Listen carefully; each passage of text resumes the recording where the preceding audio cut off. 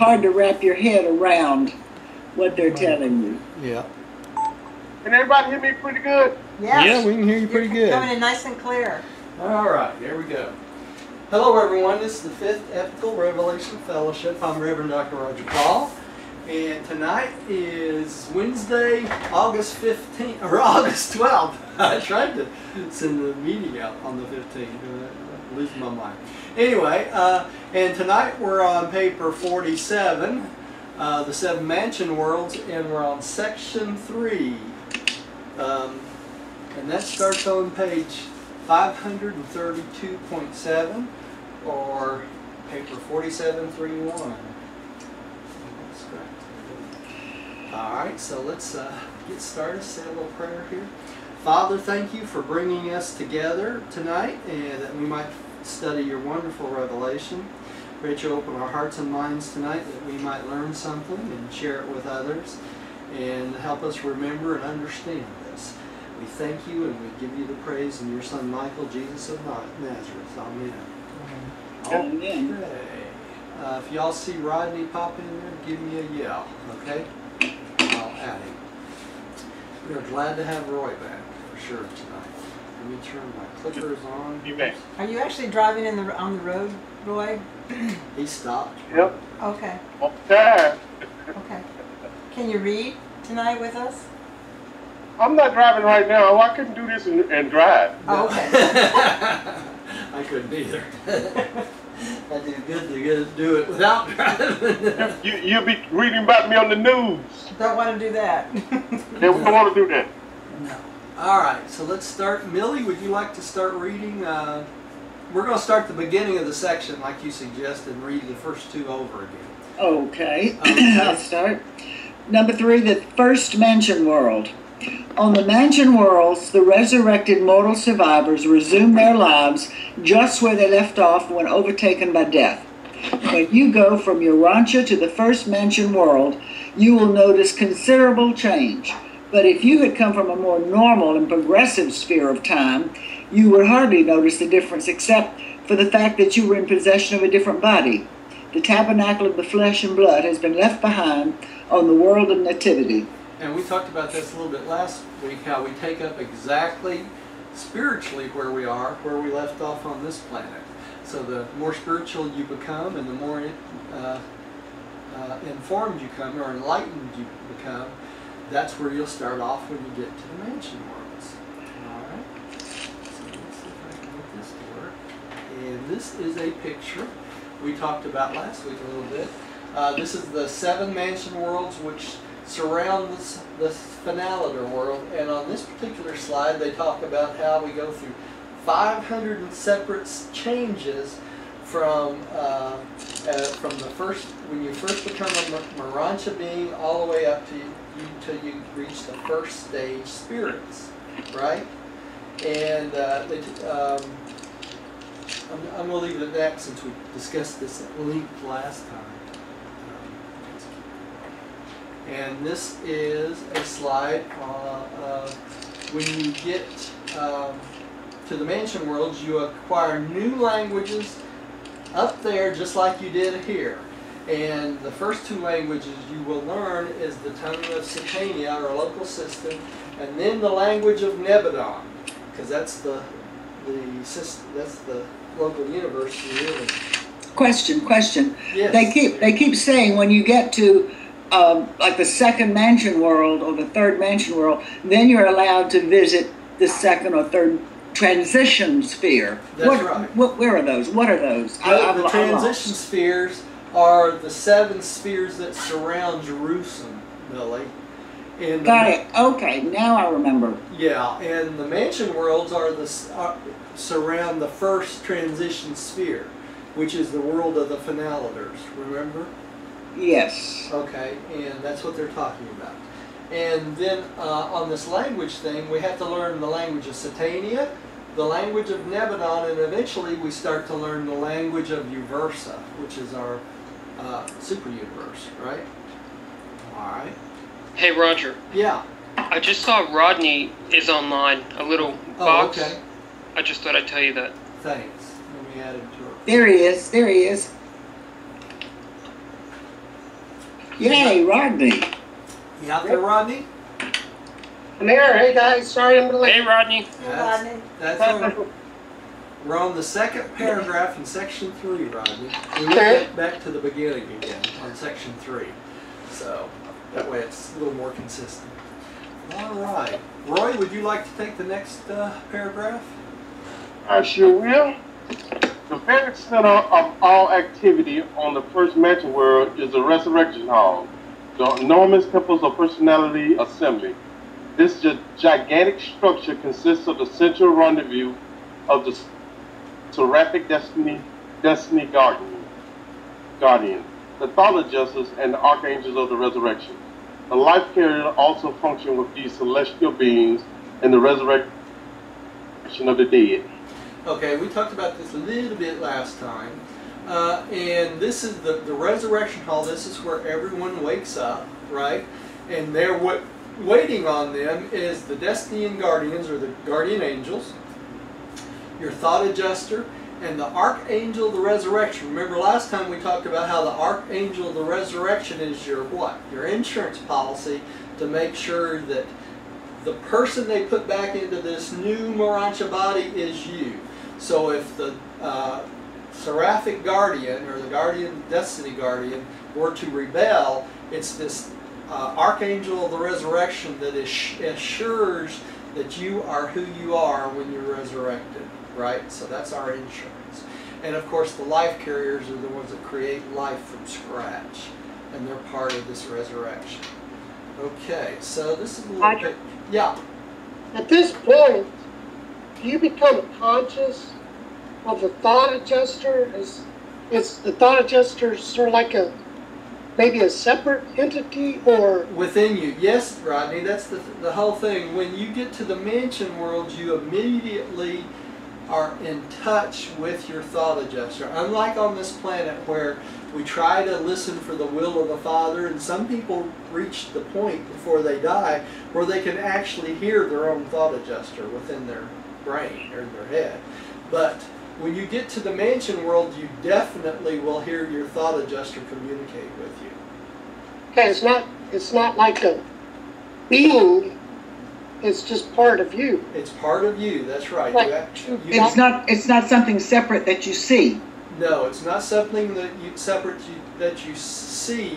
That it goes back into you and becomes part of you, and you hear the voice of the thought adjuster, the voice of God within you. And you are aware of the thought adjuster within you. You are aware of the thought adjuster within you. That's correct. We know it now, but we're not really always aware of it. That's right. That's right. We don't hear the voice of God constantly. Where when we get to the mansion worlds, we'll hear the thought adjuster constantly, or the voice of God within us constantly.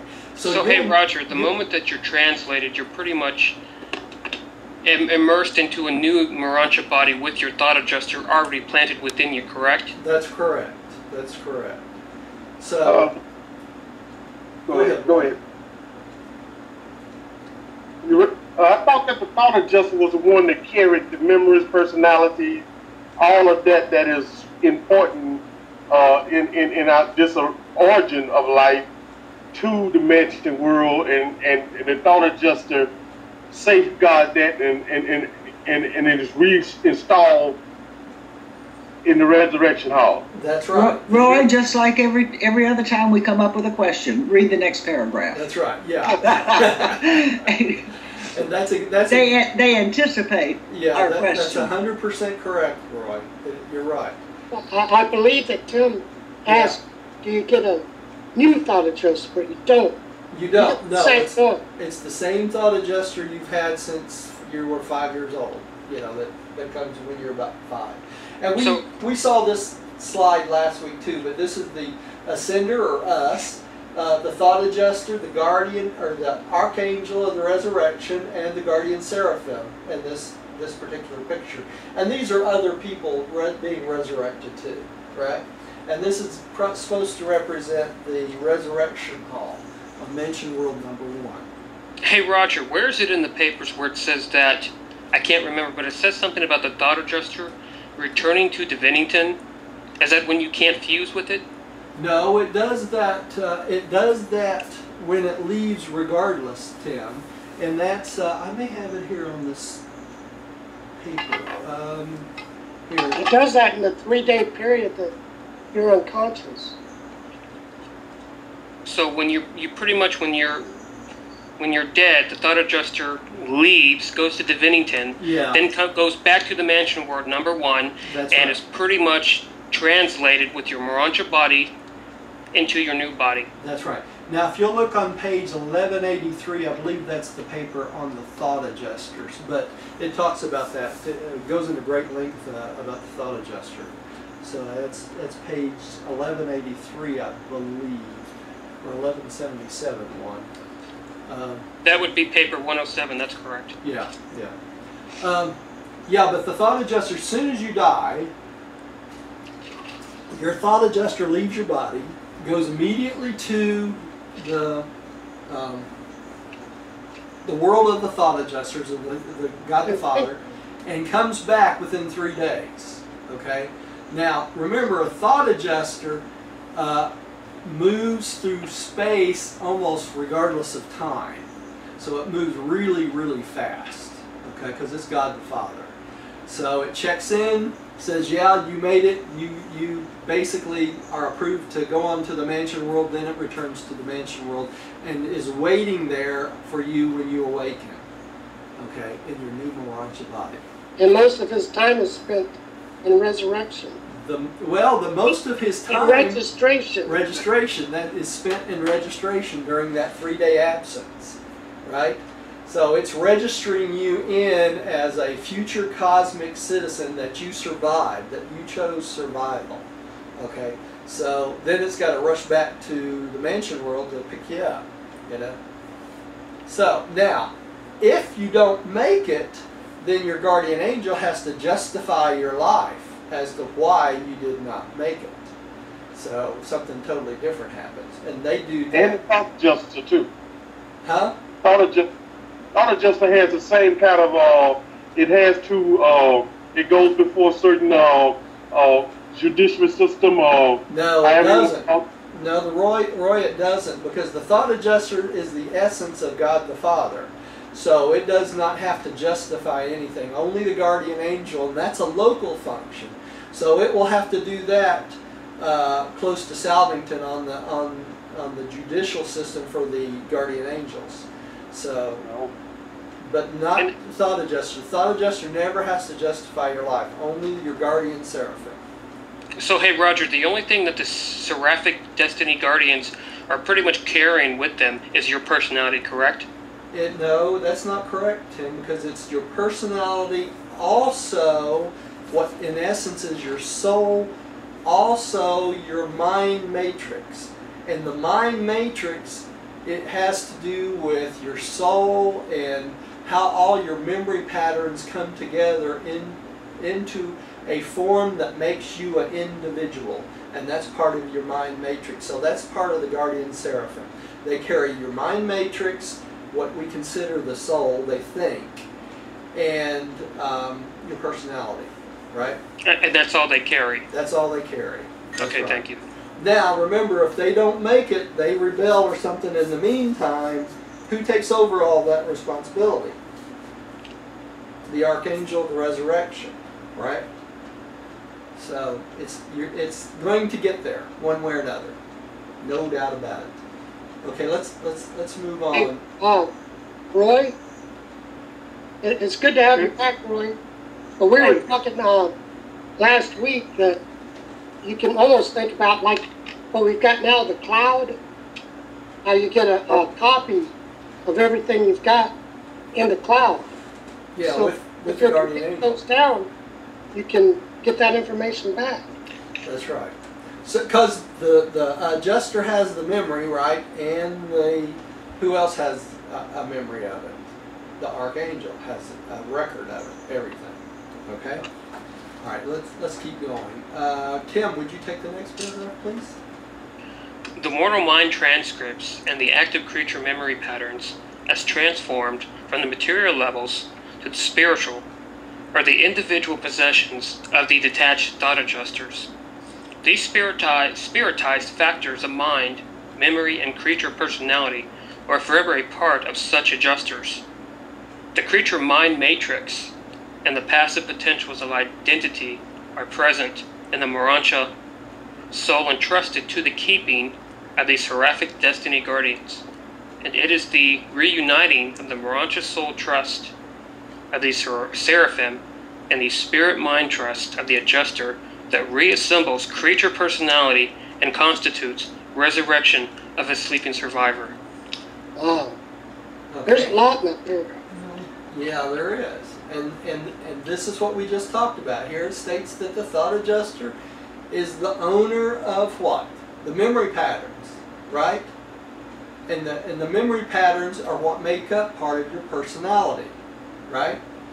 All right, and then the mind matrix and the active potential of identity. All right, this is important because you could call that what too? You could call that personality in essence too, can't you? Because we're talking about the potentials of identity, that which makes you who you are, right? And are present in the Morontia soul and is entrusted to the keeping of the seraphic destiny guardians. So your soul, your identity, and that part of your personality is entrusted to what? The guardian seraphim. The other parts of memory and personality, identity, the memory part of that is entrusted to the adjuster, and actually the adjuster owns those patterns. You follow me?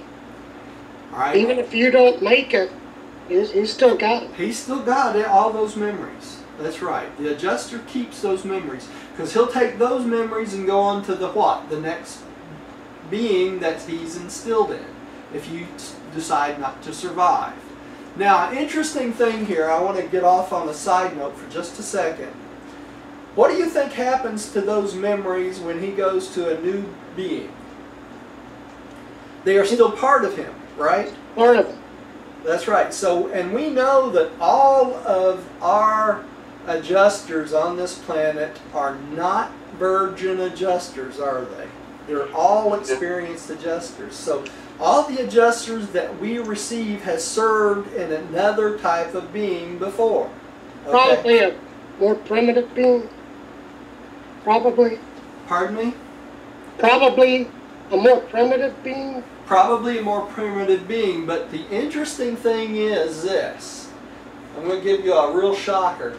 When you get to the mansion world sometime in your career, along going through the mansion worlds and going through your Morontia process, those memories that the thought adjuster have, when you fuse with the thought adjuster will share all those memories of that pre-existence with you. That becomes part of you. It becomes part of you. So that experience that thought adjuster had before he came to you, you start to remember those experiences also. Wow. Isn't that interesting? Hey Roger, what exactly is the soul? Is it an experiential acquirement based on your decisions? Pretty much, but it's much more than just that too, Tim. They, in the book, sidestep trying to even explain much about what the soul actually is, but that you're right about that much of it. But part of it is a mystery to all celestial beings. They're not exactly sure where the soul comes from, even in this mix.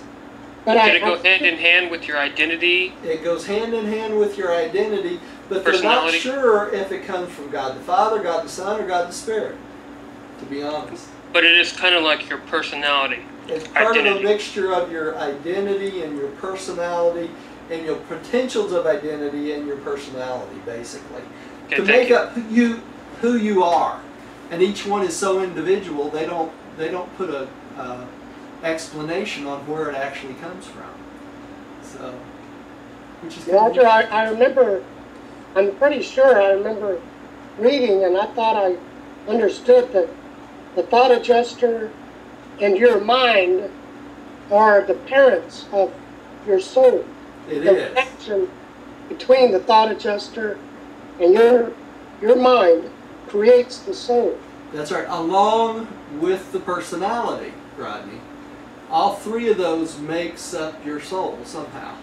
And they're not exactly sure how that happens either. They state just bluntly in the book that they are not exactly sure where the soul originates. So it's part of the mystery of God, you know. Okay, let's keep going because we're going to get too bogged down here. Rodney, would you take the next one? Sure.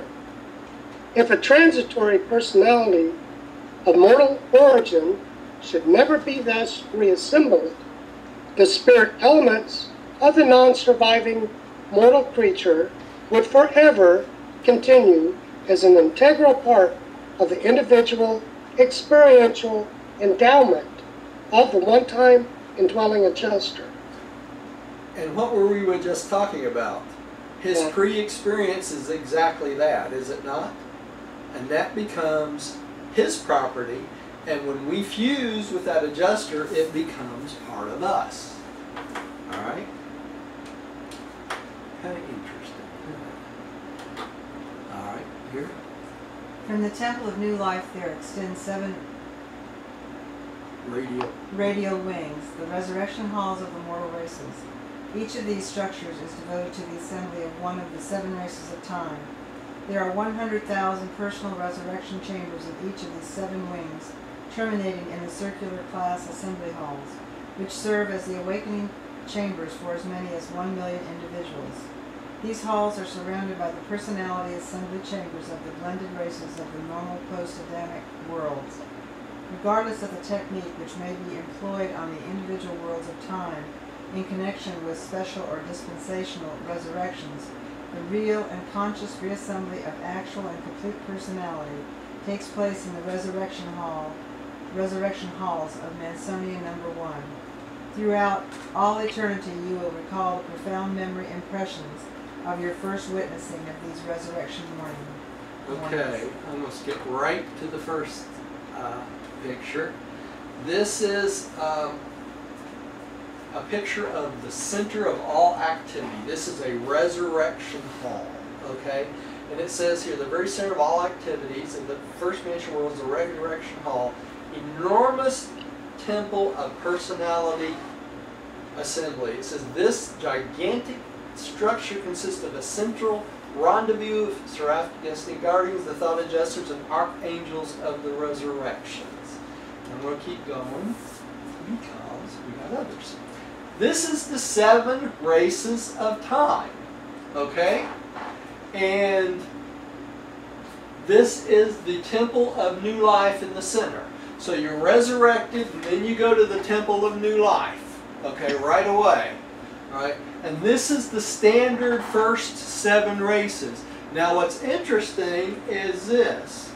The next picture shows the 7 major races and all mixed races. Okay? So as the races mix more and more and more, the races will also extend out to the mixed races. And what eventually happens? We have one race. Eventually all these halls will end up taking all races, because we know that over time eventually all the races will mix and will end up what kind of color? Kind of an olive hue, right? Because we got the red race, we have the yellow race, we have the white race, the black race, and there was some remnants of the blue and the green. The green would be what? What's left of like the Italian strains and things like that, you know, the Mediterranean blood. So what happens is you put all these together and we get kind of an olive hue. And that's what eventually all the races will be. Now these are the resurrection halls for all the different races. You might wonder, why would they have different ones for the different races? Anybody got an idea? To make them comfortable? Make them comfortable. That's right. When you wake up, you'll be around beings that you're accustomed to seeing, right? But Roger, yeah. We won't have race, Marancha race. There's no color. Not in the sense that we think of, but we will sense the original type of color how do I say this, tendencies in the people we wake up with. So the personalities of those type of people that are more akin to us will be the ones waking up around us. Okay? Now, why is this is not such a big deal as the races become more blended, is it? Okay? Eventually, because they'll all be pretty much the same. But the whole point is to make you comfortable when you awaken. Okay? Hey Roger, I had two questions for you. Yeah. One, I thought we all woke up with the same Morontia body, but yet based on our personality and our loving other people, that's going to be the body that's described to us? Yeah, we do. We all wake up with a brand new Morontia body, and we don't know if it's black, white, purple, pink. It could be something totally unrelated to what our race is. But our personality reflects in us being known. Okay? So if you meet somebody, when you get to the Morontia world, you'll know them from their personality traits. And that's why they do this way. Are these worlds that we're looking at with the individual colors and then the mix, they're not just Urantia people? No.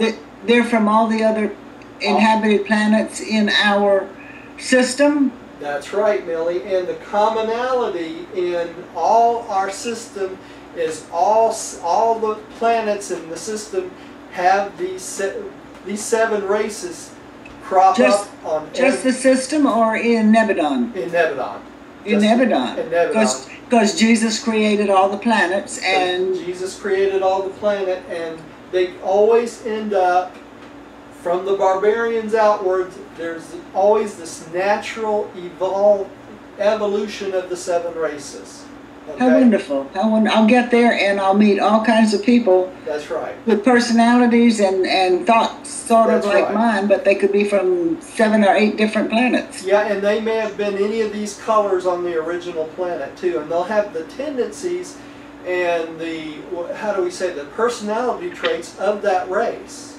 Okay? And that's part of why they do this, so that all the planets, they feel comfortable when you wake up. So when you wake up, if you were, let's say you were yellow or oriental on a different planet, you would wake up with other yellow race people from all over our local system. Does that make sense? Hey Roger. Yeah. And my second question, can you try to paint me a picture of what the 7 racial wings, the resurrection halls of the mortal races? It talks about racial wings are going to be the little squares. Yeah. Well, these are the racial wings right here on this. Can you see this, Tim?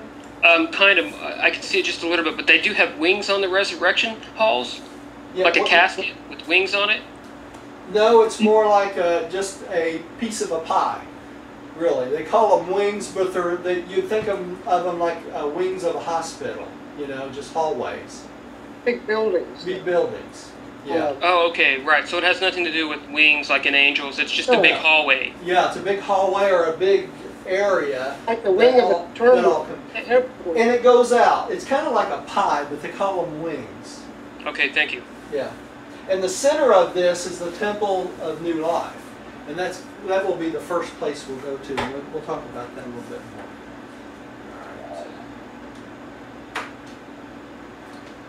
All right, now this is a picture of one of the slices, okay? And this one just happens to be for the blue race, okay? And this on the outside down here is the resurrection hall for the mixed races. And this is a picture of the Temple of the Morontia Companions, the class assembly hall. And we're going to read about that in a minute. Okay, I think. This is actually a picture of a special resurrection. Okay, do y'all know what a special resurrection is? No. There's 2 types of resurrections. There's group resurrections, which happens about every millennium, about every 1,000 years. They'll revive people in mass, thousands and thousands, even millions at one time. Okay? Roger? Yeah. excuse me for interrupting you. It's about a millennium for each planet. So in other words, if there were 1,000 planets in our system, which are only 619, well, that's actually one planet. You know, if you'd say one planet resurrection every 1,000 years, I mean. That's true, Ronnie, but they may not happen all at the same time. Yeah, you would cover all the planet. Yeah, they may all happen at different periods of time. Exactly. You know, they don't have to happen at the same time, right? Okay. So, and matter of fact, I'm pretty sure they don't. But And Di- Alternate. Diane did just read about special or dispensational resurrections, and they didn't explain that. yeah, well, that's what I'm fixing to do right now. Okay. The special resurrections are things like when Adam and Eve was resurrected. Okay. They repented of what they did, and so they decided to go ahead and resurrect them and let them go on. What else is a special resurrection? This has to do with us. If you reach the third circle or above in this life, the third psychic circle, right? Then when you die on the third day, you're resurrected, and that's what's called a special resurrection. And those are done individually. That's why this picture has one person and an archangel. Okay? Because these are special resurrections. So if you reach the third circle or above, after 3 days or 3 periods, you wake up on the mansion world. And this is what we're looking forward to. Right? So it's kind of like advancement, Roger. It's an advancement. Why? Because you've reached that third circle, you've become more enlightened than the average person of the day. And when you say the word psychic, what you really mean is soul, correct? Yeah. Well, So no. it's soul circle. Yeah, soul circle. Yeah, you could interchange Because that. when you say psychic, I think of somebody over the phone. No, predicting nothing your like future. that. Yeah. That's what they call it in the book, is the psychic. It's the advancement of the enlightenment of the soul, really, is what it is. I've had this discussion with several people. Would we be considered advanced, being that we are reading this new revelation and have this new knowledge? So are we closer in the circuits? This is my personal opinion about that, Roy, and I say yes. Because we're preparing our soul for our Morancha career now in the human form, right? So we become more, and the more we study the Urantia book and the more we learn, the more enlightened we become about life and the world and spiritual matters. So I say yes. I would say yes. If you're searching in the Urantia book for answers, you're already searching for God, are you not? So that's part of going through the psychic circle. So I would say yes, but that's my personal opinion. And And Roger, that's also, yeah. my personal opinion is just what you say, but also I believe it's how well the fruits of your spirit are developed. Yeah. Because Jesus said you'll know them by the By fruits their of their fruits. spirit. That's right. That's right. Hey, Roger, when you say it's a group activity of resurrection, does everybody have their own resurrection hall? It's not just everybody's popping out of the same resurrection hall. Yeah, they probably have individual chambers for each one of these, even if it's a mass resurrection, Tim, is what I would think. Okay, thank you. Yeah. Okay, so you know the difference between a regular resurrection, though, and a special resurrection, right? Yes. A regular resurrection's when everyone's resurrected in mass. You know, that's when the archangel comes and blows his horn, and those sleeping survivors are taken up and they're all revived at the same time, right, in group. Special resurrection is individuals, okay? But hey, Roger, based on special resurrection, not just on book knowledge, but let's say on good deeds and helping and loving other people, can't you wake up on the third circle just for that? Yeah, I mean, you don't have to have read the Urantia books to be on the third psychic circle. There's many beings out there that have never even heard of the Urantia book that I'm sure are third circlers. And that is because they tried to do the will of God in their life. You know, that's the big key, is doing the will of God and loving one another as you love yourself, right? Okay, thank you, Roger. Another special resurrection example is Adam and Eve, you know, when they were resurrected, right? We've got a picture of that there. Okay, let's keep going. Got who's... All right. I think... Ready? Who's reading? Me? I think Diane read last. Okay, I'm going to skip reading since I've been talking so much. Millie, would you take the next one? Okay. My speaker's on. From the resurrection halls, you proceed to the Melchizedek sector, where you're assigned permanent residence. Then you enter upon 10 days of personal liberty. You are free to explore the immediate vicinity of your new home and familiarize yourself with the program which lies immediately ahead. You also have time to gratify your desire to consult the registry and call upon your loved ones and other Earth friends who may have preceded you to these worlds. At the end of your 10-day period of leisure, you begin the second step in the Paradise journey, for the mansion worlds are actually training spheres, not merely detention planets. Okay, so right after you wake up, they take you to the Melchizedek section, you get assigned a new home, right? Alright, and then you have 10 days of liberty to go around and find all your old friends and familiarize yourself with what lies ahead and stuff. So do they give you much time to goof off? Not really. They put you right to work, don't they? Alright, and interesting part about this too, I read in another paper once where it talks about the broadcast telling everyone when someone was expected to arrive in paradise. I mean in the mansion worlds. So I guess if they don't come and greet you when you wake up, you can go look them up and ask why not. Right? I was busy training. I was busy training with the Melchizedek, right? Alright. So then they also give you some time to think about the plans for you to move through the mansion worlds and everything. It's very organized, right? So you don't just wake up on the first mansion world and go nilly-nilly around, right? Alright. Let's see here. Roy, would you take the next one? On Mansion World number 1, or another in case of advanced status, you will resume your intellectual training and spiritual development at the exact level whereon they were interrupted by death, between the time of planetary death or translation and resurrection on the Mansion World. Mortal man gains absolutely nothing aside from experiencing the fact of survival. You begin over there right where you leave off down here.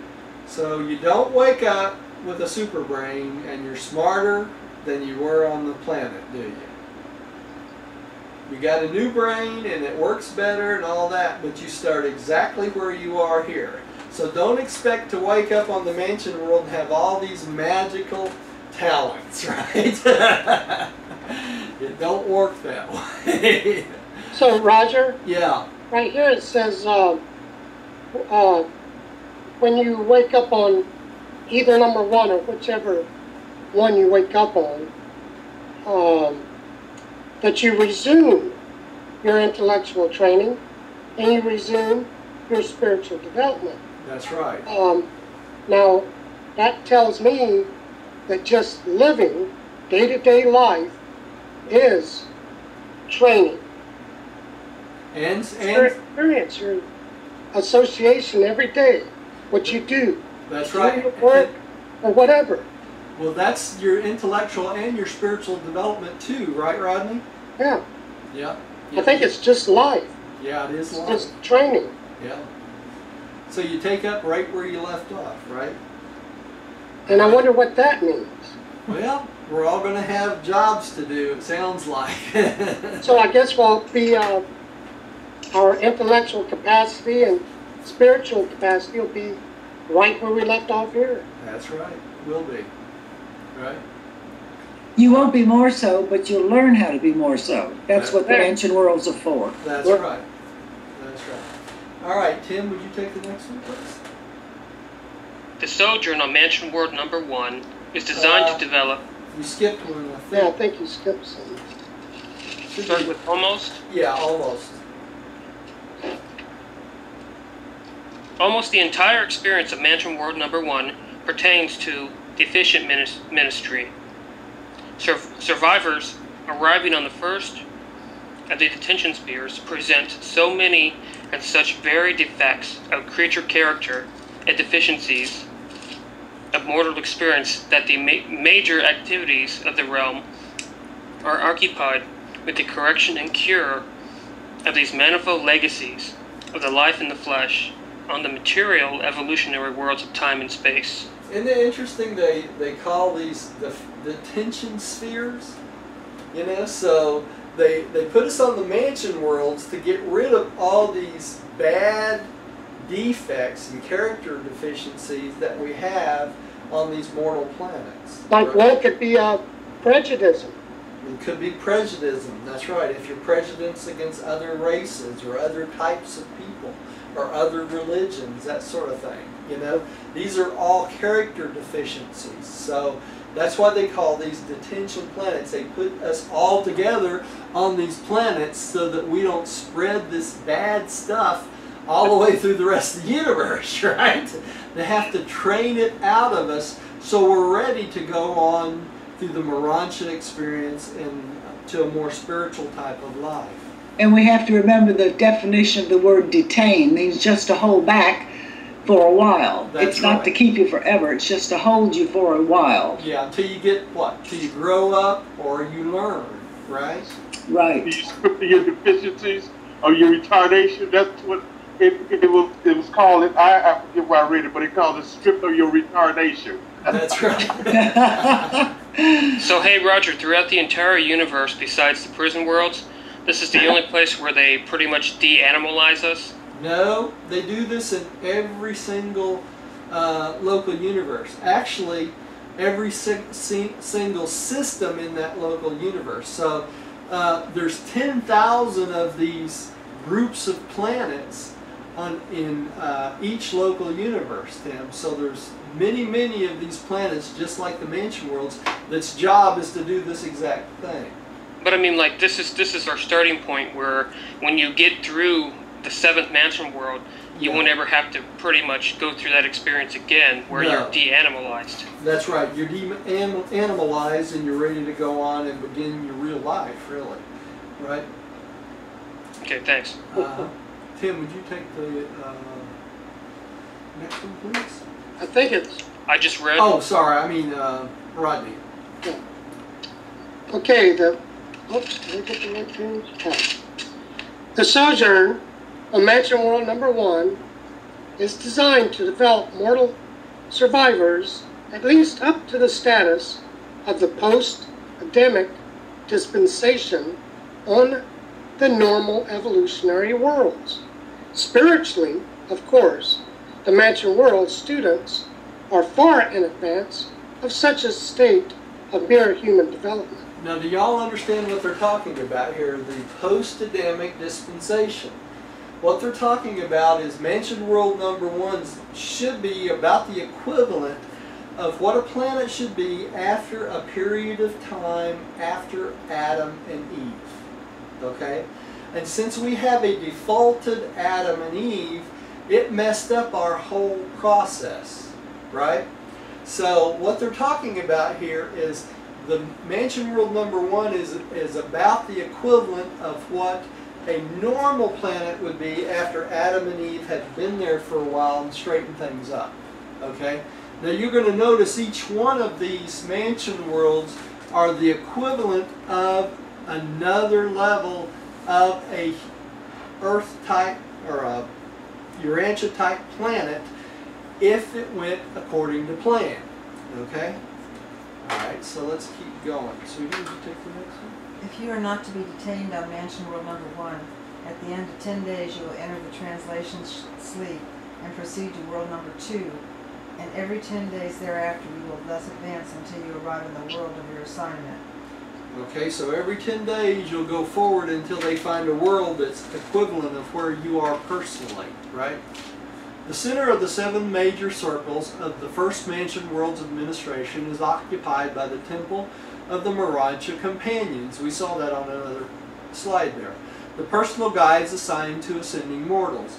These companions are the offspring of the local universe mother spirit, and there are several million of them on the Morontia worlds of Satania.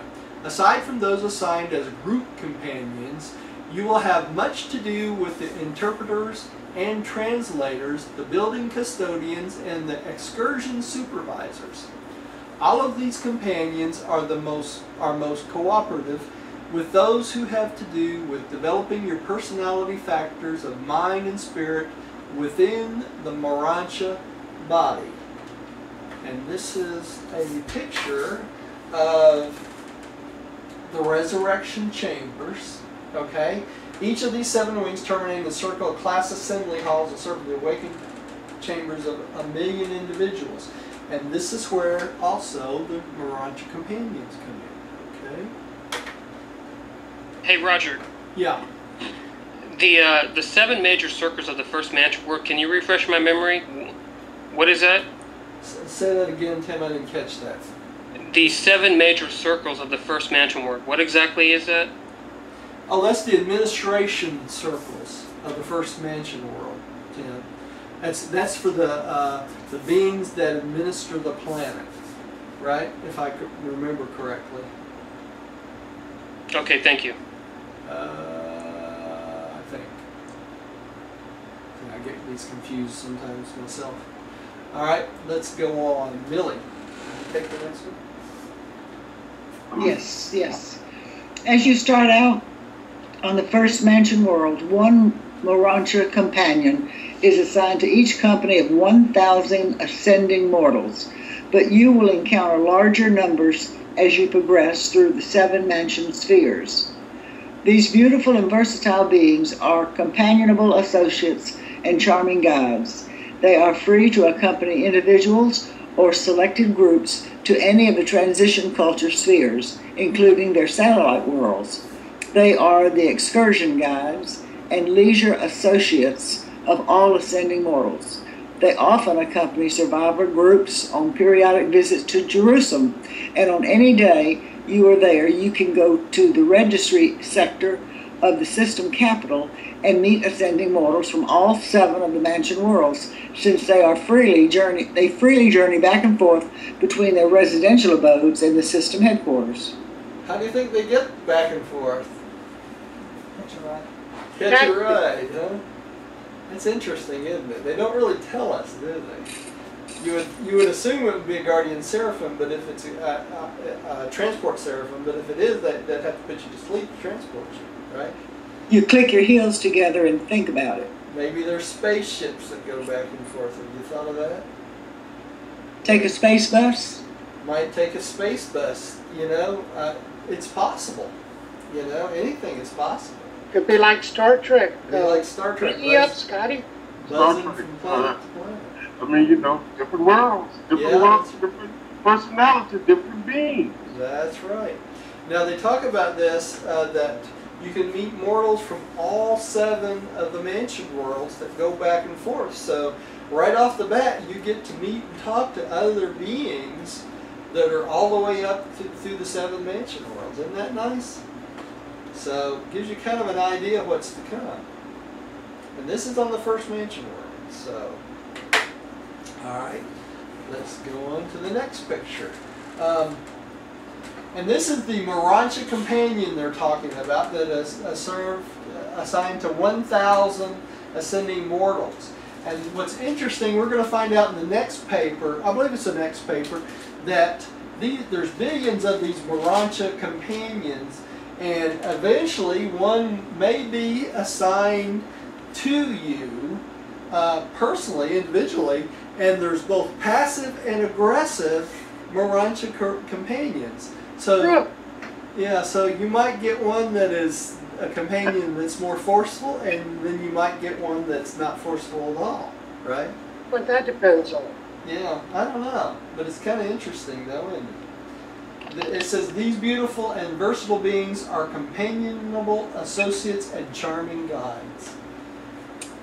It depends on what you need. That's right, and it depends on what you need. And you know, it's kind of funny. We've all met people that are more outgoing and bold and personable, and others that are very reserved and you know, so it's kind of like regular human beings, really. Think about it. All right. Made it to section 4. Only took us an hour. All right. Let's see who's next. Millie? Did Millie just read? Millie just read. Roy goes Roy's next. up. Roy, would you take? Yeah. Rick, the second mansion world. It is on this sphere that you are more fully inducted into the Masonic life. The grouping of the Mansonia life, Roy. Say it again. Mansonia. Mansonia is on this sphere that you are more fully inducted into Mansonia life. The grouping of the Morancha life began to take form. Working groups and social organizations start to function. Communities take on formal proportions, and the vast and mortar inaugurate new social order and governmental arrangement. So right from the second mansion world on, they start making sure you're working in groups, right? Loving one another as you love yourself. That's what this is about, right? Now that word that Roy stumbled over, they have taken the mansion of mansion worlds and changed it to an adjective. If they're talking about something having to do with a mansion world, it's Mansonia. Mansonia, that's right. It's a Mansonia idea, Mansonia world, Mansonia life. It's an adjective. It's an adjective, that's right. Like calling it red or green or blue, just defining what it is. And it took me, I went through this whole thing wondering what in the world Mansonia meant, till it finally dawned on me. It's an adjective. Yeah, that's right. Thank you for that note, Millie, because that's what I was wondering. Yeah, it's the existence of the Morancha type existence, and that's what the Mansonia is. And it's interesting, they refer to many, all 49 of the spheres that surround Jerusalem as Mansonia planets, you know? So they're not all called mansion worlds, they're considered Mansonia planets. So it's kind of interesting. Same type of thing. They all have to do with going through the ascending scale of the Morancha experience, right? Okay. Tim, would you take the next one? Spirit-fused survivors occupy the mansion worlds in common with the adjuster-fused descending mortals. While the various orders of celestial life differ, they are all friendly and fraternal. In all the worlds of ascension, you will find nothing comparable to the human intolerance and the discriminations of inconsiderate caste systems. Okay, so that we leave behind on the planet, right? All this caste system stuff. The other thing is the spirit-fused mortals. Remember, those are the mortals that stay in the local universe, right, normally. They can ascend up on special circumstances, but most of them stay in the local universe, right?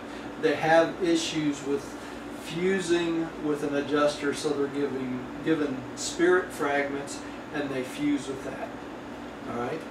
And they get that spirit fragment from the infinite spirit, correct, Roger? That's correct, it is. Okay, so this is a picture of the adjuster-fused mortals and spirit-fused mortals, right? And they all occupy the mansion worlds together, okay? And they go through the paths of the Morancha ascension together. Okay? Hey, Roger, on a personal note, you don't think that could happen to us, do you? Not likely, because we're a planet that all beings are given adjusters, right? So normally these are from planets that there's either a physical or mental or biological problem preventing them from being able to receive an adjuster. So it's not likely, honestly. Roger, would it also be those that were first fused without adjusters on a planet? The Andons and the Fandons? That's correct, Roy. Those more barbarian planets before they're ready for adjusters, that sort of thing, these are the types of individuals that would get a spirit fragment also. That's correct. So Maybe even Cadence, that's possible, Rodney. You know, because I don't think she's capable of, doing well, making Rodney, I don't think that would be the case, because I think Cadence will wake up on the nursery world, and if she does, she'll receive a father fragment. Okay. I really do. I think that'll be the case with her. All right. Let's see. I'm next. You're next. As you ascend the mansion worlds, one by one, they become more crowded with the Mirage activities of advancing survivors. As you go forward, you will recognize more and more of the Jerusalem features added to the mansion worlds.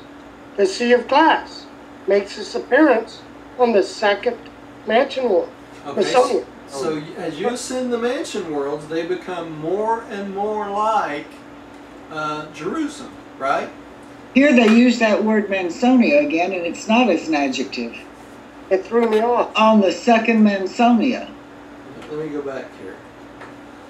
Yeah. That's right. Yeah, they do.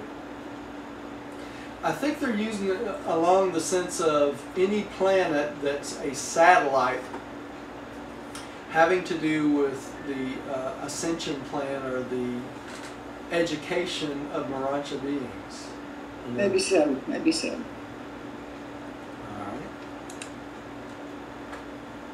right. I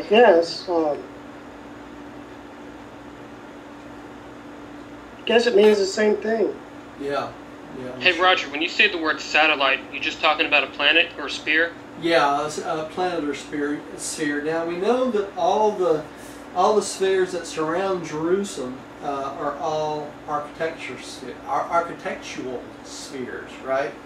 They're created specifically for a purpose. All of them. There's no natural planets that surround Jerusalem. So. I find it interesting that Mansion World number 1 would not have a Sea of Glass. That's used for transport and communication. But right? think about it, Rodney. It's probably, this is going to sound awful, but it's probably part of a security measure. I was thinking the same thing. For the first mansion world, because Yeah, that's, security. that's when the roughest part of adjustment from human to a Morancha being is going to take place. And I'm sure they don't want people just trying to leave at will. Exactly. That's Yeah. what I figured. Yeah.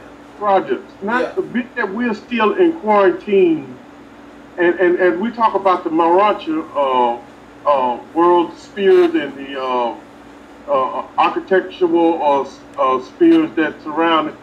We can't see or we don't know about it because of this quarantine. So once we No, that's not correct, Roy, because the architectural spheres are artificially heated and lighted. They're not like a regular planet. So even if we had a telescope that would go out that far, we would probably not see them because they don't have reflected sunlight. Okay? And without that reflected sunlight, they would not emit enough light for us to be able to pick them up. You follow me? And the mansion worlds are not in the area that's quarantined. No, they're not. But he was talking about we should be able to see them through the... He was wondering if we could see them with a telescope or being able to see them from this Once planet. we weren't in And quarantine. we can't. We can't see Jerusalem. We can't see Adentia. Why can't we see either one of those? Because they're architectural sphere. They're heated and lighted, much from within. Okay, they create artificial atmosphere. Well, it's not artificial. It's real atmosphere, but it just reflects the light to the planet. It doesn't reflect the light of a sun or an orb so that we can pick it up on a telescope. None of them do. So you wouldn't be able to see the 491 spheres on the way to Jerusalem. You wouldn't be able to pick up any of them. I mean, on the way to Salvington. None of them would show up because they're all architectural spheres. If they were natural planets, yes, we could probably pick them up with a telescope. But they're not Well, natural. if there was a sun, If there's a sun associated with them, that's a right. bright star. That's right. All right. Who's up next? You? A newly developed and suitably adjusted Morontia body is acquired at the time of each advance from one mansion world to another. You go to sleep with a seraphic transport and awake with a new but undeveloped body in the resurrection halls, much as when you first arrived on mansion world number 1, except that the thought adjuster does not leave you during these transit sleeps between the mansion worlds. Your personality remains intact after you once pass from the evolutionary worlds to the initial mansion world. Okay, so each time you go from one mansion world to another for the first 7, you wake up with a brand new, undeveloped body each time. So you have to get used to a whole new type of being each time you're resurrected from one mansion world to the next. And when does that stop? It stops when you go through the last or the 7th mansion world. You go to Jerusalem. At that point on, you keep the same body, and then they tune you every time you move after that. And that can take up to 7 days for the tuning. So it's quite a process to be upgraded each Roger, time. Yeah. they start this out saying a newly developed and suitable adjuster Morontia body. Yeah, so you get a new Then one a couple on of each. sentences down, it says a new but undeveloped body. That's right, a new undeveloped body, right? But the first sentence says a newly developed. And Yeah, there's a whole new body. What they're stating there, Rodney, is they give you a brand new body when you move from Mansion World number that they 1. developed. That they But develop. for you to be in, you develop it. Yeah, that's right. For you to be in, and then once you're in there, you have to develop that body into a new personality again, right? Oh, interesting. Yeah. So each time you move from Mansion World to Mansion World, that's what happens. For only the first 7, though, right? Okay. Because there's. This is they mentioned what is something that I had not noted before, but Tim brought it up, that the thought adjuster does go away. It says much as when you first arrived on the mansion world number 1, except that the thought adjuster does not leave you during these transit sleeps. Yeah. He did leave you during the first one. That's right. He leaves and goes to the Father and comes back, but after that he's with you always, right? Got it. Okay. Tim had brought that up, and I had missed it. Yeah. Tim picks up little bits and pieces that I don't see. Thank you, Tim. Yes, thank you, Tim. You're welcome, Millie. All right, let's go on. Millie, I think you're up next. Yeah. Turn the light back on. Your adjuster memory remains fully intact as you ascend the Morontia life. Those mental associations that were purely animalistic and wholly material naturally perish with the physical brain, but everything in your mental life which was worthwhile and which you had survival value was counterparted by the adjutant and is retained as part of personal memory all the way. Millie, What? you said the adjutant. It was counterparted by the adjuster. Counterparted by the, I lost my place. Okay, counterparted by the adjuster. Adjuster. And is retained as part of personal memory all the way through the ascendant career. You will be conscious of all your worthwhile experiences as you advance from one mansion world to another and from one section of the universe to another, even to paradise. So everything worthwhile you'll remember. All the things that's not worthwhile fall away like scaffolding that's not worth anything. Okay? So all this stuff, if you go into work every day and you sitting behind your desk and sitting behind that stupid computer all day long, day after day, week after week, month after month, you won't remember any of that. Alright, so just let you know. Hey, Roger, when they say purely animalistic and holy material, when they say the holy material, what are they talking about?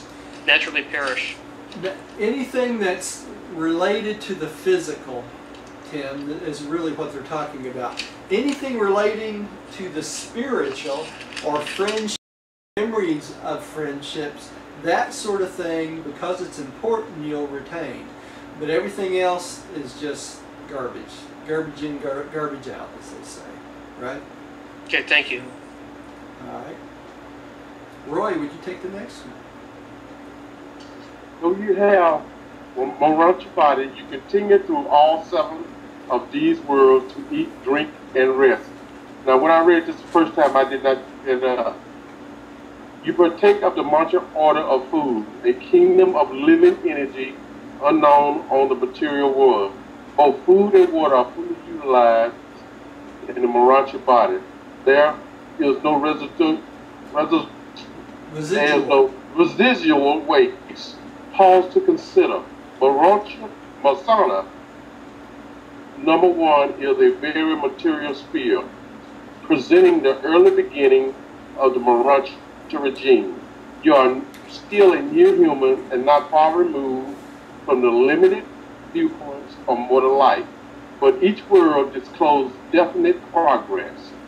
From sphere to sphere, you grow less material, more intellectual, and slightly more spiritual. The spiritual progress is greater on the last 3 of these 7 progressive worlds. Okay, so you eat and you drink just like you do on this planet, but you eat and drink the Marancha material. And it says here there's no residual portion, right? What does that mean? No waste. No waste. It's a food. There's no bathrooms on You the don't Marancha. eat. That's right. You use it all up, right?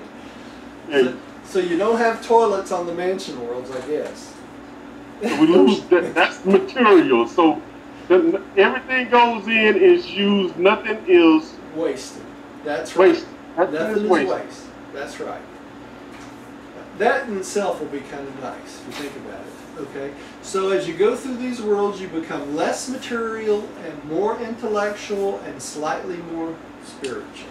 And hey, Roger, the papers I've read where they use the word spiritual just means godlike, or like God. That's right. Okay, thank you. That's right. Tim, would you take the next one? Biologic deficiencies were largely made up on the first mansion world. They are defects in planetary experiences pertaining to sex life, family association, and parental functions were either corrected or were projected for future rectification among the material sun families on Jerusalem. Okay, so if we had a lousy sex life, or no family association, and never were a parent, these things will be made up either on the mansion worlds or with the material sons and daughters when we get to Jerusalem. Okay, so those experiences we don't lose out on, we have to make them up if we don't do them on this planet. Okay? Tim, Rodney, would you take the next one? Yes. Masonia, number 2, more specifically provides for the removal of all phases of intellectual conflict and for the cure of all varieties of mental disharmony. The effort to master the significance of Marancha Moda, begun on the first mansion world, is here more earnestly continued. The development of Masonia, number 2, compares with the intellectual status of the magisterial sun culture of the ideal evolutionary worlds. Okay, so what are they saying here? Are they saying mansion world number 2 is kind of the equivalent of a planet that has had a magisterial sun bestowal, and the planet has come along in normal progression, and this is after the magisterial sun. That's what they call it, a post-magisterial sun culture. Okay, so a magisterial sun comes and lightens us even more, and the culture changes on the planet. And this is what mansion world number 2 is about equivalent to. So we have not even had a magisterial son yet, although we have had a creator son instead. Right. So our whole process is kind of skewed a little bit, right? So are we about at the point of Mansion World number 2? I kind of doubt it. You know? So hey Roger. Yeah. The word Morancha Moda is Morancha wisdom. Yeah, it's a Morancha wisdom, but it's more than just that, Tim. I wish I had time to go into great detail about Morancha Moda, but there's a paper on that, and they break it down into 24 different things of Morancha Moda, and that's worth looking up. If you click that link in this slide, it'll take you to the index and tell you where that's at. Here it is. Mota is more than a superior philosophy. Yeah. It is to philosophy as 2 eyes are to 1. It has a stereoscopic effect on meanings and values. Material man sees the universe as it were, but with but one eye, flat. Mansion World students achieve cosmic prescriptive depth by superimposing the prescriptions of the Morancha life upon the perceptions of the physical life. You can find that on page 518 and 554. Yeah, that goes into great detail. So it's kind of like we see with one eye in this planet, and with Moda we'll be able to see with both eyes. We'll visualize it in 3D, right? But we're talking about not only wisdom, but value, and a lot of different things. So. And what exactly would be some of the intellectual conflict with mental disharmony? What are we fighting? Well, we're fighting our animalistic nature constantly, Tim, on this planet. So it's hard for us to let the will of God or our spiritual nature come out, because we're constantly involved with our barbaric tendencies. So selfish needs. Yeah, yeah, and that's part of the that's part of the thing the Mansion World gets rid of, you know, over a period of time. Okay. When they whoops, I'm on. Okay, when they speak of mental disharmony, could that include things like dyslexia? Well, it's more, yes, it can, Millie, but it more includes our constant fight with ego, okay? Human beings are very, very, very egocentric. And so we're constantly battling inside between what we know is the will of God, or that's what we know is right, with what we think we want. Okay, so we want to supplant what God wants for us with what we want, and what we want we know is not right most of the time. So it's this egocentric conflict that goes on within all of us constantly throughout our entire life, really. I would go on to say that man's worst enemy is his ego. Okay? All these things that people say, the devil made me do this and the devil made me do that, that's your ego that makes you do that. It's not the devil. Okay? The devil gets blamed for a lot of things he had nothing to do with. But we want what we want, and the reason we want it is because we think we're right. Right? And that's our ego. That's what it boils down to. So that's what this constant battle going on within us. Now, what is different when we get to the Mansion Worlds? When we get to the Mansion Worlds, we start letting go of this ego and replacing this egocentric personality with what? A adjuster-centric personality. So we get in touch with what they call Morancha Moda. We become more spiritual. We become more enlightened. We become what? More intelligent. Does that make sense? And hey, Roger, what exactly is your ego? Your ego. Well, there's been volumes and volumes written on that, Tim. What's the easiest way to say this? Is it kind of like saying I'm better than you, I'm full of pride, I can do more than you can? All the above and more. And maybe, is personality in there? Personality's in there. It's assumption that we're better than everyone else. okay? And that our way is better than everyone else's. Even though we have an adjuster trying to spiritualize us, we still think we know all the answers, okay? Instead of coming to the realization we don't know anything, okay? We're kind of like an empty vessel that needs to be filled up. We need to be filled up with spiritual concepts and God. So, Could it also be something like, I'm going to make you what I want you to be? Religion. Yeah, that's correct too. Okay, thank you, Roger. Uh-huh. I'm looking up the definition right now.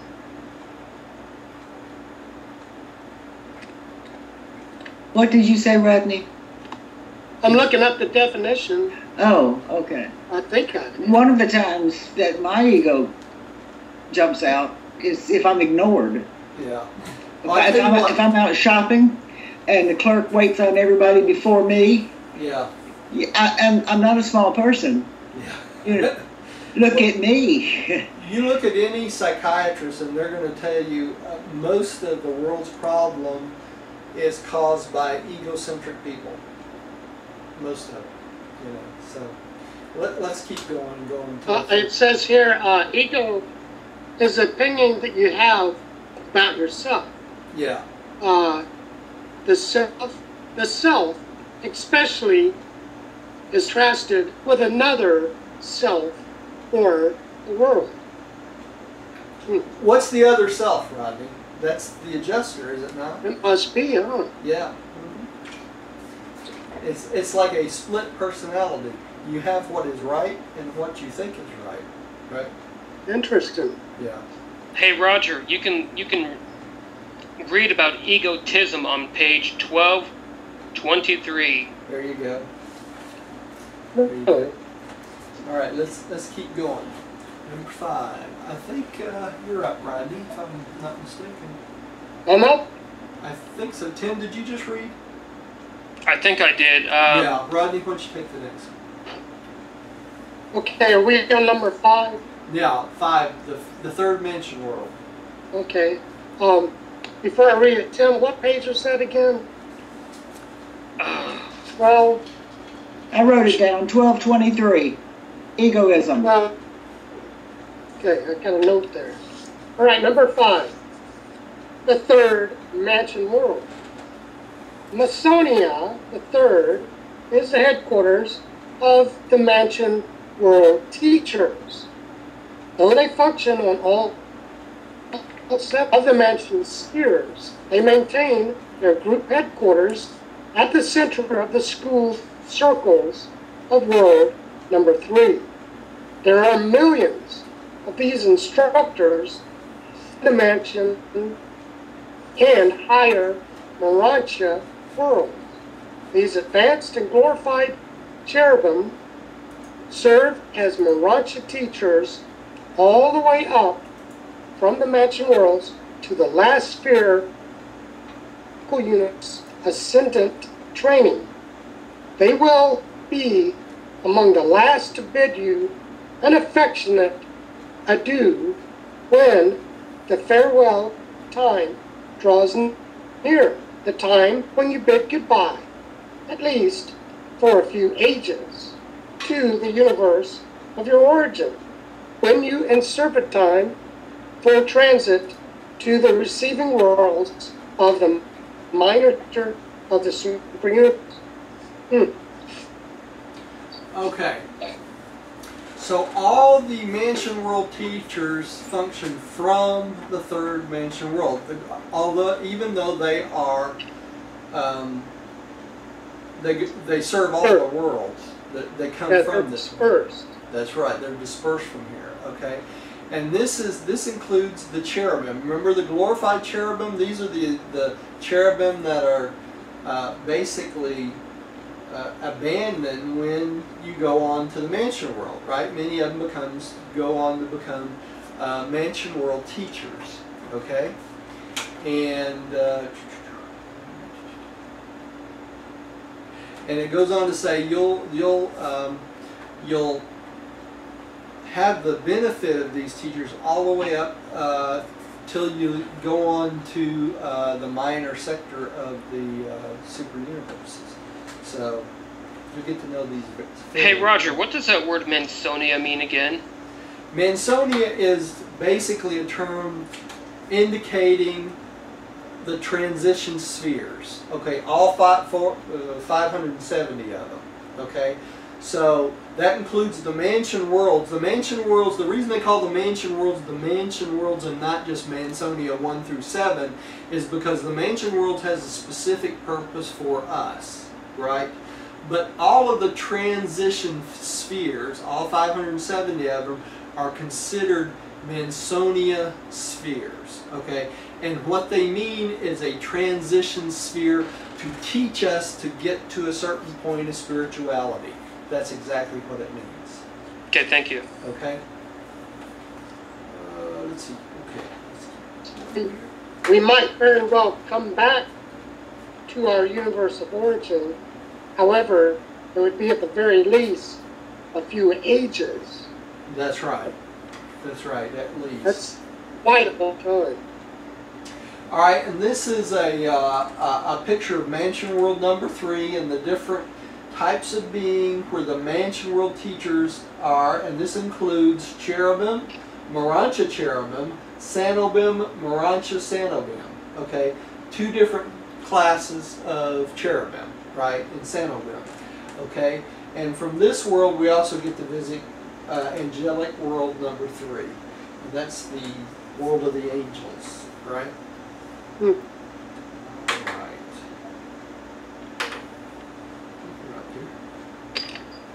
When sojourning on the first mansion world, you have permission to visit the first of the transition worlds, the headquarters of the finalators and the system probationary nursery for the nurture of undeveloped evolutionary children. When you arrive on Mansonia number 2, you receive permission periodically to visit Transition World number 2, where are located the Morancha Supervisor Headquarters for all Satania, and the training schools for the various Morancha orders. When you reach Mansion World number 3, you are immediately granted a permit to visit the third transition sphere, the headquarters of the angelic orders, and the home of their various system training schools. Visits to Jerusalem from this world are increasingly profitable and are of ever-heightening interest to the advancing mortals. Okay, so looks like we lost Tim again. Let's see if we get him back. Okay, so as you go through the mansion worlds, it adds another one of the transition worlds that you can visit, right? The headquarters worlds. So each one has a different function, but that's basically what they're talking about here. Where are the transition worlds? I've forgotten. The transition worlds are the 7 satellites that surround Jerusalem. Oh, okay. Rodney, right? So, in other words, you can, okay, I got you. Gotcha. And then there's 7 sub-satellites around each one of them, right? Exactly. Okay. Let's see if we got Tim back here. We lost Tim. Yeah, I understand. I knew that, but I got a little confused. That's all right. This says he's back online. Let me see if I can get him back here. Here he is. Well, it's Dalany. We'll see if we get him here. You remember last week his computer crashed. Yeah. He had to start it back up again. Turn it off, start it back up again, Yeah. and go back to Skype again. Well, it says he's back online. We'll see if it connects here. Okay, that means I am up here, and that means Billy's going to read for me. I'm here, Roger. Sorry, my internet just went down. Yeah, we saw you went out there. We were wondering. Glad to be back, and I'm glad to be here. All right. Glad to have you back. Mansonia III is a world of great personal and social achievement for all who have not made the equivalent of those circles of culture prior to release from the flesh on the mortal nativity world. Okay, this is what Tim was asking about earlier. On this sphere, more positive educational work is begun. The training of the first 2 mansion worlds is mostly of a deficiency nature, negative. in that it has to do with supplementing the experience of the life in the flesh. Supplementing? On this third mansion world, the survivors really begin their progressive Morontia culture. The chief purpose of this training is to enhance the understanding of the correlation of Morontia Mota and mortal logic, the coordination of Morontia Mota and human philosophy. Surviving mortals now gain practical insight into true metaphysics. This is the real introduction to the intelligent comprehension of cosmic meaning, universe interrelationships, cosmic meaning and universe relationships. The culture of the third mansion world partakes of the nature of the post-bestial sun Bestowal age. sun. Of what? Bestowal sun. Post-bestowal sun. Post-bestowal sun age of a normal inhabited world, and which we are not. No, we're not a normal inhabited world, but we are a post-bestowal sun age, but we're out of sequence, right? Right. So that means that does not really apply to us, does it? Because if it did, we would be close to the culture of Mansion World number 3, right? Or Mansonia number 3, and we're not. We're not even. Yeah, it doesn't sound like it, no. Yeah, we're not even in the ballpark yet, right? But on a normal planet, that's what Mansion World number 3 would be, and our study would be mostly Morontia Moda, right? Metaphysic and understanding cosmic meanings, universe values, and universal interrelationships, okay? And it sounds like a very interesting place. That would be a great place to start if you could, wouldn't it? All right. I wonder what metaphysics is. They're talking about here, the metaphysic is the spiritual interrelationship of with the physical universe, Rodney, of the planets and universes and that sort of thing. So, kind of interesting. Okay, interesting. Yeah, Roy, would you take the next one, the fourth mansion world? The fourth mansion world. When you arrive on the fourth mansion world, you have well entered on the Morontia career. You have progressed a long way from the initial material existence. Now you are given permission to make visits to transitional world number 4. There to become familiar with the headquarters and training school of the super angels, including the brilliant evening star. Through the good office of these super angels of the fourth transition world, the Morontia visitors are enabled to draw very close to the various orders of sons of God during the periodic visits to Jerusalem. For new sectors of the system capital are gradually opening up to the advancing mortar as they make these repeated visits to the headquarters world. New grandeurs are progressively unfolding to the expanding mind of these ascendants. All right, so y'all keep in mind, during this period of time, by the time you hit the fourth mansion world, you get to rub elbows with the brilliant evening stars on their world also. And you get to know the various orders of the sons of God. But an important part of this is this. During the periodic visits to Jerusalem, you see that? So during this occupation on the fourth mansion world, you're allowed periodic visits to Jerusalem. So you start to get to know the local system headquarters, right? And you start to get a taste for that which is to come.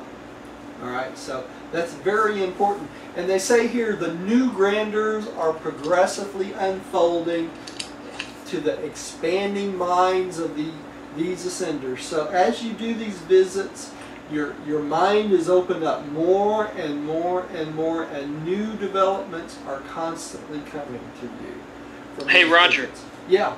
They mentioned the word super angels. Is this the first time that they've used that word? What category did the super angels fall in? The super angels would be the brilliant evening star. You know, Gabriel is the bright morning star, right? the first thing that Gabriel did was help create with Michael and the local universe Mother Spirit the whole order of the brilliant evening stars, and they're the first type of angel that's created underneath Gabriel. So they're considered super angels. They're on the highest level. Okay, thank you. All right. Other than the archangels. Other than the archangels. The archangels, I keep having to come back to, are a totally separate class than all other angels. Okay?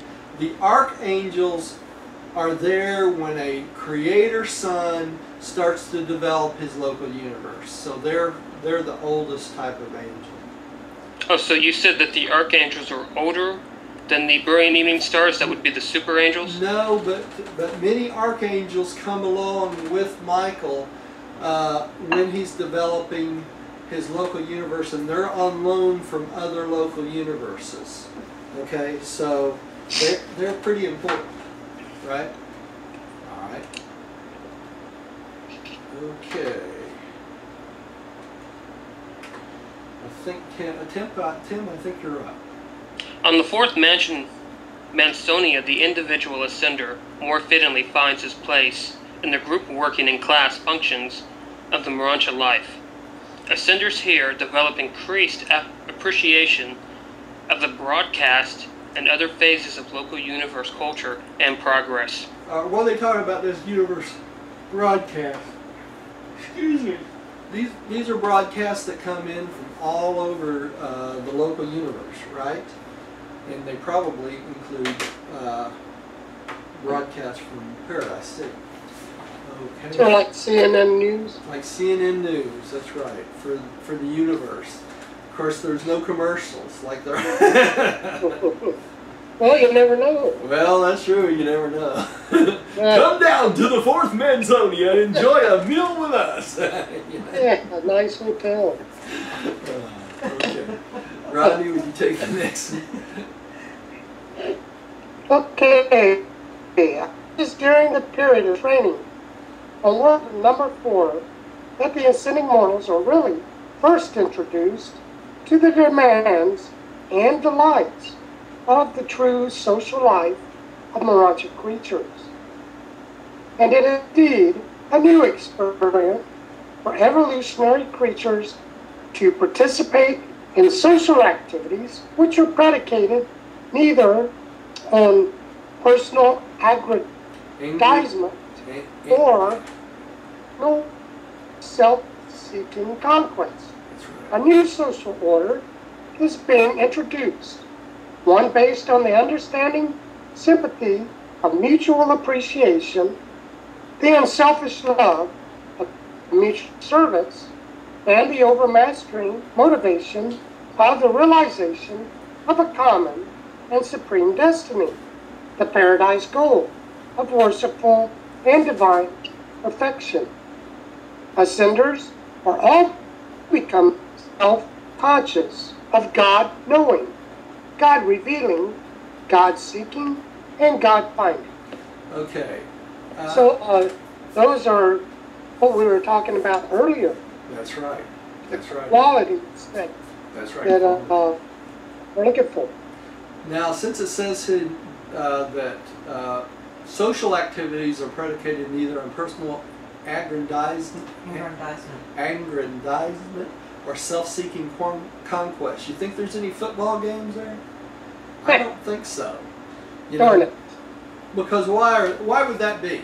Because these are activities that are self-centered, right? That egocentric, self-centered, making oneself great, right? So that type of activity would not be part of what? The social order of this mansion world. Because it has no what? Lasting purpose. Okay? What I want to bring out here is the fact that the self-seeking conquest is gone by the time you hit this mansion world. Okay? So it's replaced with social service, right? Or mutual service and unselfish love for one another. No bullying. Hey, Roger. No bullying, right? Yeah. Tim? Could you define for us those four: God knowing, God revealing, God seeking, and God finding? What each one of those mean? Oh, Lord. Why don't you tell us, Tim? I mean, we pretty much know the Father because the papers, the Revelation gives us That's the right. ability to understand the character and personality of the Father, which most people don't have. That's So right. I was wondering what God knowing, God revealing, God seeking, and God finding meant in the simplest of terms, if you Well, could define those. Well, I could tell you what it means to me. Whether it's exactly right, I can't. I can't. Well, say. that would be helpful. Yeah, God knowing would be a personal relationship between you and God the Father, an all trusting relationship, knowing that regardless of what happens, is the will of God will eventually prevail. That's that God knowing. God revealing is our urge to share this knowledge of knowing God with all other human beings. Okay, that's the God revealing. God seeking is us constantly trying to find and understand the will of God in our everyday life. Okay, and the God finding is that overwhelming joy that you feel from worshiping God and spending time with your Father who is in heaven. Hey, Roger, that was beautiful and well said. Well, thank you. Well said. Thank you. That was amazing. Keep in mind that's my opinion of those. Well, that's a good one. Okay. All right. Let's keep going here. Let's see who's up. Who just Where read? are we? Huh? I think Roy is. Yeah. Where are we? The intellectual and social culture, right Yeah. below. Oh, okay. Is it my turn? I think Millie, did you just read?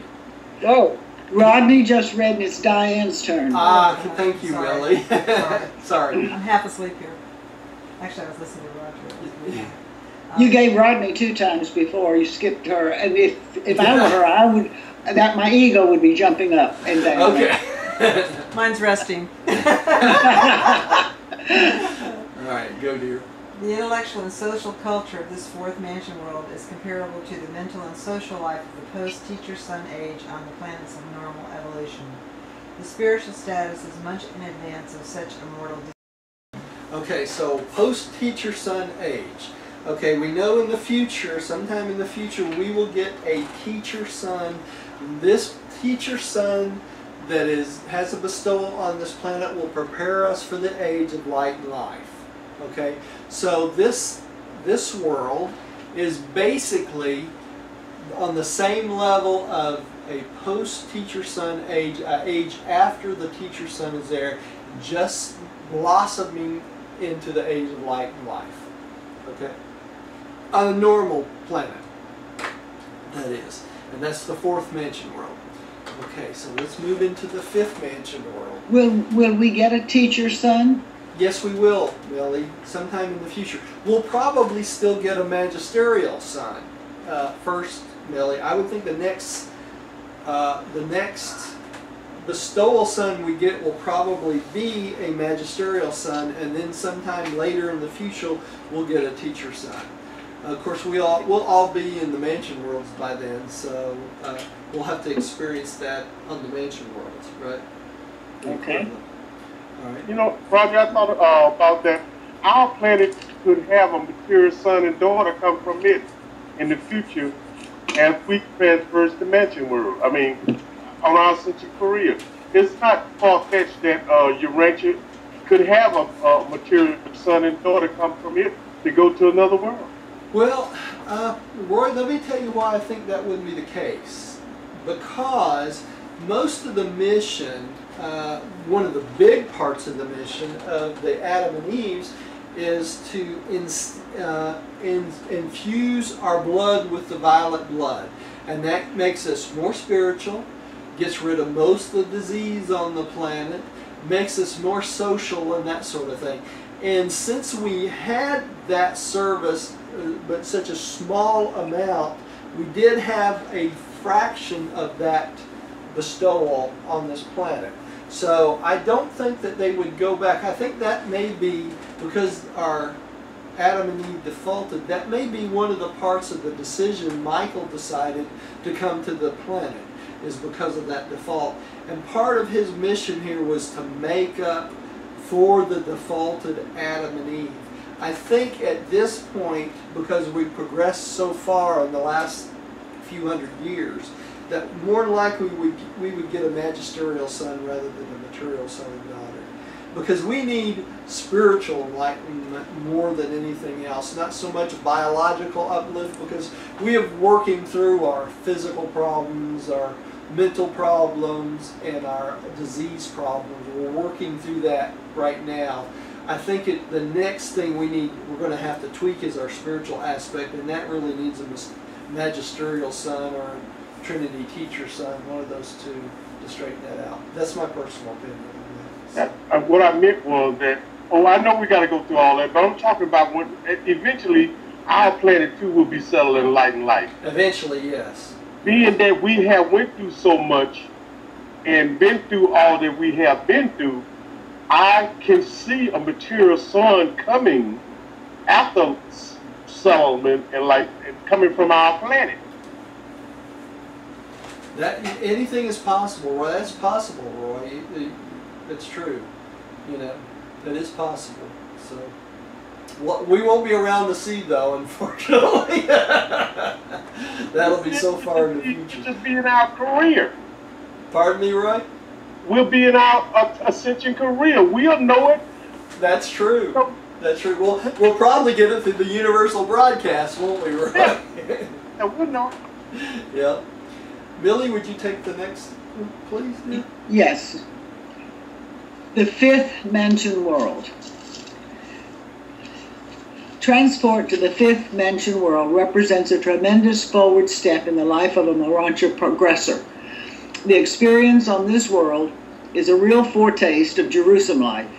Here you begin to realize the high destiny of the loyal evolutionary worlds, since they may normally progress to this stage during their natural planetary development. The culture of this mansion world corresponds in general to that of the early era of light and life on the planets of normal evolutionary progress. And from this, you can understand why it is so arranged that the highly cultured and progressive types of beings who sometimes inhabit these advanced evolutionary worlds are exempt from passing through one or more or even all excuse me, of the mansion worlds. I suppressed that tickle right to the end. You did good. Sorry about that. So the fifth mansion world is about the equivalent of a planet that's entered into the stages of light and life. Okay? You can also see, if this is the case, many people on these planets that have reached light and life, many people fuse with their adjusters and go on to the mansion worlds without dying, right? It becomes more and more common. So you can see why this fifth mansion world is also where most ascending mortals fuse. Okay? By the time you get to the fifth mansion world and you're on the equivalent of the planets of light and life, you're ready to fuse with your adjuster. And those who don't fuse with the adjuster on the fifth mansion world normally do it by the sixth. So it's in between these worlds. But this is where most individuals fuse with their adjusters. Okay? Right. Roy, would you take the next one, please, sir? Well, I think it's my turn. No, I think it's Roy's. He comes after Millie on my screen. Having mastered the local universal language before leaving the fourth mansion world, you now devote more time to the perfection of the tongue of universal, to the end that you may be proficient in both language before arriving on Jerusalem with residential status. All ascending mortals are bilingual from the system headquarters up to Havana, and then it is only necessary to enlarge the super-universe vocabulary. Still additional enlargement being required for residents on Paradise. Okay, so let me click here to the next slide. And I got a little picture to show you. Okay, and it says, having mastered the local universe language before you leave the fourth mansion world. So before you go from mansion world number 4 onto the fifth, which we were just talking about, you have to have mastered the local universe language, right? Okay, and let's go on one more. All right, and then before you leave number 5, you start to learn the tongue of Uversa. Okay, the tongue of Uversa is the super universe language. So y'all keeping track of these languages? So we have the tongue of Satania, the tongue of Nebadon, the tongue of Uversa, and finally, what do we have? We have the tongue of Paradise, which is an enlargement of the tongue of Uversa. Okay, so that's all the languages we need to learn before. Hey Roger, when you say the tongue of Paradise, are you talking about the eternal Isle of Paradise? Yes, I am. Okay, thank you. And that's just an expansion of the tongue of Uversa. Okay, they say when we go from Satania to Nebadon, I think we double our language, and then we double it again from Salvington to Uversa, and then we double it again when we get to Paradise. We expand it. So, and we do that through the rings of Havona. Okay. Tim, would you take the next one, please, sir? Upon arrival on Mansonia number 5, the pilgrim is given permission to visit the transition world of corresponding number, the sun's headquarters. Here, the ascendant mortar becomes personally familiar with the various groups of divine sonship. He has heard of these superb beings and has already met them on Jerusalem. But now he comes really to know them. Okay, so you get to interact with the divine sons of God from Mansion World number 5. Okay, and that's what it's saying here. And hey, Roger, when they say pilgrim, they're talking about us, right? We're talking about us, right? Okay, thank you. You know, it's kind of interesting. I don't know if y'all remember this, but when I was studying to be a Baptist minister, I read this book called Pilgrim's Progress. I'm sure y'all have heard of it. Remember? Yeah. And that really comes to mind many times as I read through this, through the Urantia book, because that's really what we are. We're pilgrims going through different levels of spirituality, and that's what we have. We're pilgrims making progress slowly through this thing. Okay, Rodney, would you take the next one? Okay, on the fifth Masonia, you began to learn of the constellation study worlds. Here you meet the first of the instructors who began to prepare you for the subsequent constellation sojourn. More of this preparation continues on worlds 6 and 7, while the finishing touches are supplied in the sector of the ascending morals and wisdom. Okay, so as we're on the 5th, we start to learn what's to come, right? The constellation study world, and what's coming up next. All right. Here, would you take the next one? A real birth of cosmic consciousness takes place on Mansonia number 5. You are becoming universe-minded. This is indeed a time of expanding horizons. It is beginning to dawn upon the enlarging minds of the ascending mortals that some stupendous and magnificent, some supernal and divine destiny awaits all who complete the progressive paradise ascension, which has been so laboriously built, so joyfully and auspiciously begun. At about this point, the average mortal ascender begins to manifest bona fide experiential enthusiasm for the Havona ascent. Study is becoming voluntary, unselfish service natural, and worship spontaneous. A real Morantia character is budding. A real Morantia creature is evolving. Okay, so by the time you get to world number 5, all sorts of things is opening up to you, right? It's kind of coming together. it's all coming together. The purpose is all being revealed, and you're really being enlightened more and more and more, right? All right, I'm going to stop there because we're not going to make it through tonight. Unfortunately, we give it a good try, right? So we will take it up from here next time. Let me take a look at how much We did do 5 pages tonight. we did pretty good tonight, didn't we? Yeah. Yeah, we got some things I want to cover on this. I don't want to rush through anything, so let's stop here. And we'll take it up from number 8, the 6th mansion world, next time. Okay. So let's say a little prayer, and we'll close for the night. Roy, you hadn't been with us in a while. Would you like to pray and close us tonight? I sure would. All right. Heavenly Father, thank you again for allowing us to explore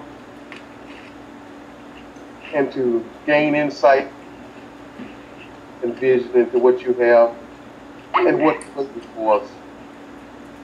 We're grateful that your Father, Creator, and all-knowing, Father. And we thank you that this world that we're living in is only our beginning, not our ending.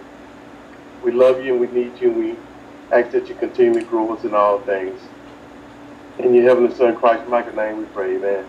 Amen. Amen. And boy, I'm glad you're back with us, Roy. Again, let me stop the video. Thank you for joining us. Please come see us again.